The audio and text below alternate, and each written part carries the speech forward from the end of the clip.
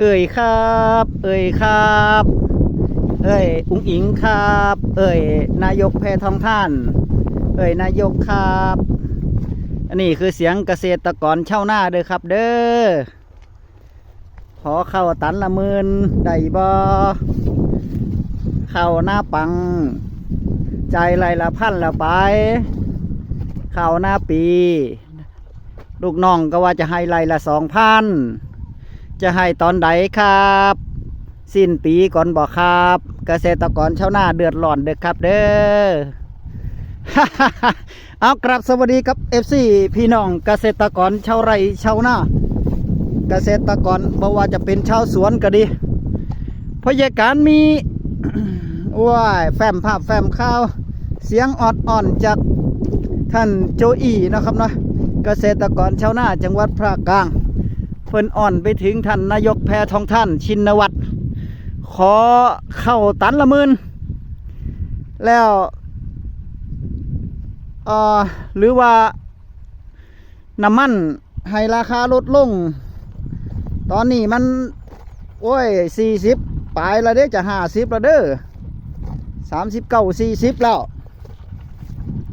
น้ำมันเบนซินน้ำมันโซล่าก็ไปเท่าใดแล้วนะครับเนาะเพราะฉะนั้นแล้วก็ขอความอนุเคราะห์อ่อนเสียงนี่ให้กับนายกแพทองท่านหวังว่าจะเห็นใจพี่น้องเกษตรกรชาวไร่ชาวนาเฮาเพราะว่าเงินหมื่นกับบ่ได้กับเขาอีหยังกับบ่ได้กับเขาว่าจะจ่ายเงินหมื่นกับบ่ได้จบปริญญาตรีว่าจะให้เดือนละ25,000กับบ่ได้ปี70แล้วจะได้ปีใดบ่ฮู้เนาะครับเนาะนโยบายที่เพิ่นหาเสียงไว้ก็บ่เป็นรูปธรรมจักอย่างเลยบ่ได้จักอย่างเลยไปเบิ่งคุณโจอี้พี่น้องเอื้อยครับบักลาอยากได้เขาตันละ10,000ไหมครับได้บ่ครับโอ้แต่เฮ็ดบ่ได้เด้อครับอันบักลาอยากได้น้ำมันลิตรละ25 บาทได้บ่ครับปุ๋ยกระสอบละ400ก็พอแล้วล่ะครับเอื้อยครับบักลาอยากได้แบบนี้ไหมครับเอื้อยเฮ็ดให้ได้บ่ครับอันนโยบายของเอื้อยก็ว่าไอ้จบปริญญาตรี25,000นี่เอื้อยเฮ็ดได้ยังครับผมก็อยากได้อยู่ครับค่าแรง600 บาทสิปี70แล้วเด้อเอื้อยเฮ็ดให้ผมได้ยังครับก็อยากได้อยู่เด้อครับอันเงินดิจิตอลเฟส1เฟส2นี่ผมก็บ่ได้น้ำหมู่เอื้อยบ่เฮ็ดบ่เป็นหยังครับแต่ว่าขอให้มาซอยเศร้าให้เศร้าหน้าได้บ่ครับเอื้อยซ้ำนี่แหละครับเอื้อยบักลาอยากได้อีหลีครับขอบคุณครับ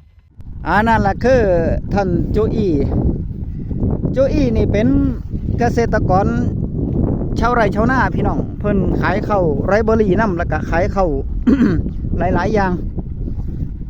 ข้าวปลอดสารเคมีข้าวอินทรีย์แล้วก็ยังบ่พอ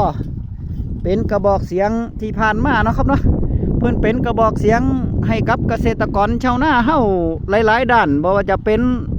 ราคาข้าวน้ำปังนี่ล่ะข้าวน้ำปังที่ผ่านมาเพิ่นก็ลงถนนเป็นแกนนำเข้าไปพบปะผู้รักผู้ใหญ่หลายๆท่านยื่นหนังสือไล่ละพันเป็นที่เรียบร้อยแล้วก็กลับมาเพราะว่าได้คำตอบว่าจะให้ไล่ละพันจะซอยไล่ละพันไปขอราคาข้าวขอให้ซอยเรื่องราคาข้าวเพราะว่าราคาข้าวมันต่ำราคาข้าวมันถึกแต่กลับได้ไล่ละพันมาข้าวหน้าปังเพิ่นเอาไปจะซอยเพราะบ่สามารถที่จะปรับราคาข้าวได้เพราะมันเป็นกลไกตลาดเพิ่นก็เลยกลับมาก็มาล่ออยู่นี่แล้วจนฮอด 2-3 เดือนผ่านไปก็บ่ได้จักเที่ยข้าวก็ต่ำลงราคาข้าวหน้าปังจนเบิดล่ะแล้วไล่ละพันก็มีจัดฮอดซุมือนี่ก็ยังบ่ทันหูอีหยังอยู่นะครับน้อยย้อนกันไปย้อนกันมาอยู่ไล่ละพันเขาหน้าปังน่ะก็ฝากเสียงนี่เพิ่นก็เลยอ่อนไปหาท่านนายกแพทองท่านว่าเกษตรกรชาวนา เสียงออดอ่อนเอ่ยครับเอ่ยครับนี่หวังว่าจะเข้าหูท่านนายกหรือว่าผู้รักผู้ใหญ่หรือว่าผู้มีส่วนเกี่ยวข้องสามารถดำเนินการได้นี่ละความหวังของเกษตรกรชาวนาก็คือหลักๆเลยก็คือเรื่องราคาข้าวหลักๆเลยก็คือเรื่องราคาข้าวบ่ได้คาดหวังว่าจะได้เงินไหลละพันเด้แต่ว่าในเมื่อมันบ่ได้ราคาข้าวแล้วก็ใครรัฐบาลซอยเรื่องละพันเขานาปังได้10 ไร่ตามที่แจ้งมาตามที่รับปากไว้ก็ขอให้มันได้ข้าวนาปีว่าจะให้ไร่ละ2,000ก็ขอให้มันได้ทำตามที่ว่าไว้บ่แม่นว่าเว้ามือนี่มืออื่นก็ลืมหรือว่าแก้ปัญหาเฉพาะหน้าไปเรื่อยๆโอ้ยแย่เลยแบบนี้นะครับเนาะเบิ่งหน้าพยาการแต่ละนี่อันนี้น้ำปากทางตะกี้น้ำท่วมท่วมเอาที่ผ่านมาเมื่อตอนต้นเดือนนะครับเนาะน้ำท่วมเอามื้อนี้วันที่24ล่ะจะเข้า25เบิ้งพี่น้องเบิ้งนี่24 25แล้วเบิ้งติละนี่เดือนมิถุนาฝนทิ้งช่วงไปหากรกฎาอุตุก็แจ้งประกาศมาว่าฝนสิตกฮอดวันที่24นี่เมิดละบัดนี้บ่มีละฝนฝ่าไปเบิดแล้วติดตามอุตุ7 วันที่ผ่านมา7 วันภายหน้านี่เพิ่นว่าช่วงปลายเดือนมิถุนาไปหาต้นเดือนกรกฎาเพิ่นว่าให้ชาวนานี่ตันนำไว้เด้อเพราะว่าฝนจะออกห่างแล้วฝนจะทิ้งช่วงหรือว่าฝนจะน้อยลงถ้าตกก็ตกบ่หลายช่วงเดือนปลายเดือนมิถุนาไปหาต้นเดือนกรกฎามันจะเอาน้ำไหนมาตันบ่นี่เบิ่งจ้ะแห้งเบิดเลยพี่น้องเฮ้ย แห้งนาดินเหนียวนาดินท่ามมีแต่บ่หินนี่บ่หินหน่อยบล็อกปอกแป๊กนี่เบิ่งแต่ละที่จริงมาเข้ามันหลายอยู่เด้พี่น้องนี่เข้ามันหลายอยู่เข้ามันหลายแต่มันน้อยมันก็เลยบ่มันยังบ่ทันได้แตกกอแตกหยังเนาะครับเนาะแต่ว่าต้องสังเกตเบิ่งดีๆเด้เข้ากับหญ้าเนี่ยมันคือกันเลยหญ้าใบเข้าหญ้าไอ้หยังเนี่ยต้นบอกแดงๆนี่เดี๋ยวพยาการให้เบิ่งหญ้าไอ้หยังเอาต้นมันออกแดงๆเด้ต้นมันน่ะออกแดงๆดินี่ที่พยาการ4นี่อันนี้หญ้านี่ออกแดงๆนี่หญ้าออกแดงๆถ้าเข้ามันจะเป็นเขียวๆแบบนี้นี่เข้านี่ต้นเข้าอันนี้หญ้านี่อันนี้หญ้าเขียวปึ๊ดเลยนี่หญ้าอันนี้ก็หญ้าจักหญ้าอีหยังนี่เพิ่นเอิ้นหญ้าอีหยังเอานี่หญ้าลกแล้วนี่โอ้ยบักหลายนึงเด้นี่มันบ่น้อยเลยนี่หญ้าทั้งนั้นเลยพี่น้องเอ้ยนี่อันนี้เข้านี่อันนี้เข้านี่เข้าแต่อันนี้หญ้านั่นนี่หญ้าออกแดงๆแบบนี้หญ้าลกออกถ้าเฮาขยันก็ลกออกแล้วยังบ่พอเด้อันนี้ที่น้อยๆนี่หญ้าทั้งนั้นเลยนี่ละถ้าหากว่าเข้าน้ำบ่มีน้ำบกกับหญ้าเกิดละบางหม่องนี่หญ้าก็เข้าซ้ำกันเลยบางหม่องบางพื้นที่เนี่ยบางไห่บางหน้าบางนาบางหม่องนี่หญ้าก็เข้านี่ซ้ำกันเลยเบิ่งบ่ออกเลย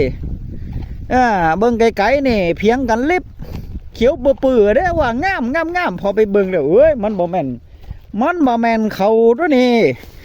มันเป็นหญ้าถ้าเฮาบ่กำจัดวัชพืชบ่สามารถกำจัดวัชพืชได้เฮาปล่อยเลยเวลาเฮาหว่านปุ๋ยไปมีปัญหาเด้ถ้าหว่านปุ๋ยไปนี่เรียบร้อยเด้พี่น้อง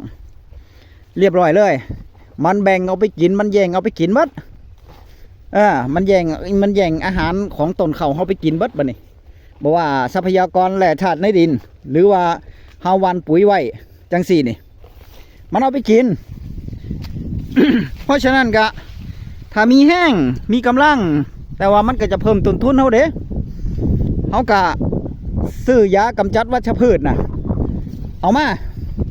ายากำจัดวัชพืชนั่นล่ะมาพ่นพ่นแล้วหญ้าตายเด้อบ่นี่หญ้าตายเด้อแต่ว่ามันผลเสียหายตามมาหลายเติบอยู่เด้บ่ว่าจะเป็นปูปลานาน้ำเนาะครับเนาะที่อยู่ในไหหน้าได้รับผลกระทบแล้วก็เวลาเฮาย่างลงไปนี่ให้ระมัดระวัง ถ้าบ่ใส่รองเท้าบูทนี่พอยายการใส่รองเท้าบูทเลยนะขนาดดินแห้งปานนี่ก็ยังใส่รองเท้าบูทอยู่ย่านงูเขียวเกี่ยวขอนแล้วก็ถ้าหากว่ามันมีน้ำถ้านามีน้ำก็ให้ระวังถ้าเฮาบ่ได้ใส่รองเท้าบูทย่านมันซึมเข้ารองเท้าเนาะเท้าเฮาเนาะครับเนาะแต่ถึงกันนั้นเวลาเฮาเก็บเกี่ยวแล้วผลผลิตเฮาอาจจะมีสารตกค้างบ่ว่าจะเป็นในเข้าเฮาหรือว่าข้างตกข้างในดินเฮ็ดให้ดินเสื่อมสภาพนั่นแหละปัญหาตามมานะครับเนาะแต่ว่าถ้าเฮาบ่กำจัดวัชพืชเลยมันก็หลายโพดหลายโพนี่ล่ะมันก็หลายโพดหลายโพนี่ล่ะซุมื้อนี่ยากำจัดวัชพืชก็แพงทั้งใบแคบใบกว้างแต่ว่าซุมื้อนี่เพิ่นเฮ็ดมาสูตรเดียวกันเลย ซื้ออย่างเดียวได้ยา2 ตัวเอามาผสมกันในถังต่อน้ำ20 ลิตรมาฉีดพ่นทั้งใบได้สัก7 มื้อ15 มื้อนี่เริ่มข้อหักตายเบิดเข้าเฮาเขียวเด้อบัดนี้แต่ก็เข้างามเด้อบัดนี้เพราะว่ามันบ่มีสารมันบ่มีหญ้าที่แย่งกินอาหารปุ๋ยแล้วเนาะแต่แปลกเด้พ่นยาฆ่าหญ้ากับเจ้าวัชพืชนี่ถ้าพ่นถ้าหญ้าตายแล้วเข้าแตกกอบ่เยอะบ่ยืนเด้อบัดนี้แปลกอยู่เข้าคืองามเข้าคือแตกกอดีนั่นน่ะเวลาพ่นยาฆ่าหญ้าน่ะแสดงว่ามันมีอาหารนำเนาะครับเนาะมันมีอาหารนำหรือว่าจังไดบรรยากาศกับบ่ฮู้คือกันสรุปแล้ว ก็คืออุ้งอิงนายกแพทองทานขอความอนุเคราะห์เห็นใจพี่น้องเกษตรกรชาวนาเฮาแน่เด้อราคาเข้าตอนนี้ปัญหานักเลยล่วงนักเลยขอนายกขออุ้งอิงครับเบิ่งแย่งเกษตรกรชาวนาพี่น้องเกษตรกรชาวนาแน่เด้อคลิปหน้าพ่อกันไหมคลิปนี้พยาการก็ฝากไว้ซ้ำนี่เนาะเจอกันใหม่คลิปหน้าคลิปนี้สวัสดีครับ